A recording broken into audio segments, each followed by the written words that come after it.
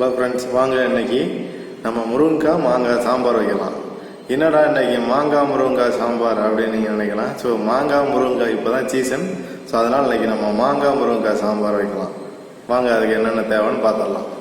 ஒரு கப்பு வேக வச்ச துவரம் பருப்பு, மாங்காய் 1, 2 முருங்கைக்காய், உரிச்சு வச்ச சின்ன வெங்காயம் 100 கிராம், ஒரு தக்காளி, கடுகு உளுந்தம் பருப்பு, சீரகம் 1 ஸ்பூனு, வெந்தயம் 1/2 ஸ்பூன், சாம்பார் தூள் 2 ஸ்பூன். இது வீட்டில் ரெடி பண்ண சாம்பார் தூள். ஸோ நீங்கள் தேவைன்னா கடையில் வாங்கிக்கலாம்.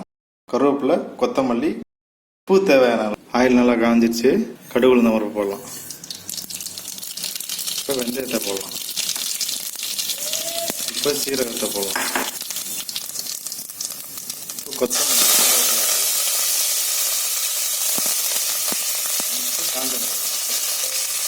இப்போ சின்ன வெங்காயம். சின்ன வெங்காயம் எதுக்கு யூஸ் பண்ணுறோம்னா டேஸ்ட்டு கிடைக்கும். ஸோ வெங்காயம் போடலாம். எண்ணெயில் வதங்குறதுக்காக ஃபஸ்ட்டு முருங்கை போடலாம். சால்ட்டு கொஞ்சம் சேர்த்துக்கலாம். தக்காளியை போடலாம்.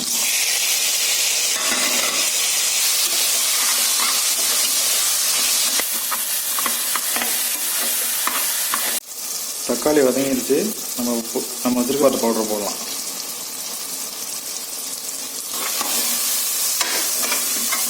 இப்போ தண்ணி ஆட் பண்ணிக்கலாம்.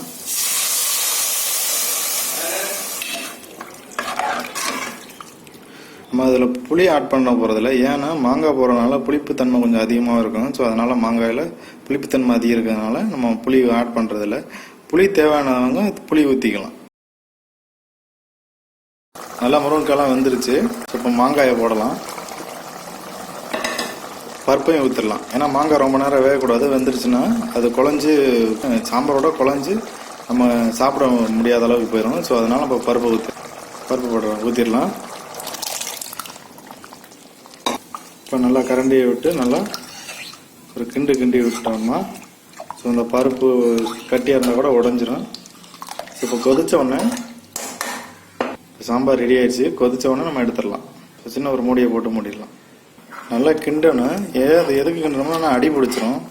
ஸோ அதுக்காக ஒரு கிண்டி விட்டுருவோம். நல்லா கொதிச்சோன்னே நம்ம எடுத்துடலாம். இப்போ தான் கொதிக்க ஆரம்பிக்குது. இன்னும் நல்லா கொதிக்கட்டும். மாங்காய் போட்டிருக்கனால அவ்வளோ லைட்டாக ஒரு கொதி வந்தோன்னா நம்ம எடுத்துடலாம். ரொம்ப கொதிச்சிச்சுன்னா மாங்காய் கூழ் ஆயிரும்.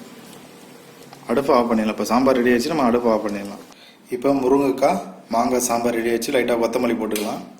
இப்போ சாம்பார் ரெடி பண்ணியாச்சு. சாம்பார் எப்படி வந்திருக்குன்னு பாருங்க. செம்மையா வந்திருக்கு.